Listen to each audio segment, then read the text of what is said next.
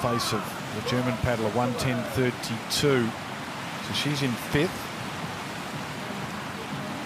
Time trial gold medalist Alena Marx of Switzerland on her way would have been a little stung by yesterday's semi-finals in the C1 where she didn't make it through to the top 12. She was in 15th position in the semi-finals in C1, so super close. She's probably a little worried the same thing might be happening, but you never know what these top 14 paddlers will do. It's still possible for her to make it through.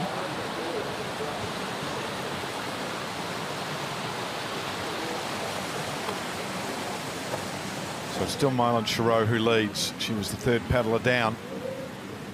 And Kimberly Woods, Evie Liebfath. They're the top 3.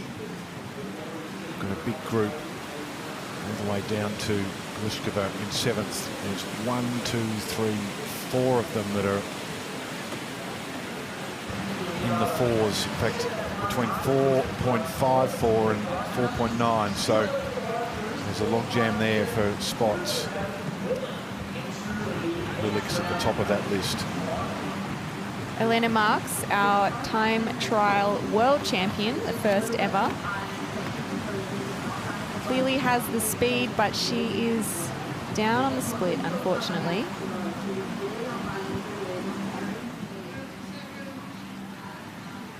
Some big paddlers to come, including the European champion,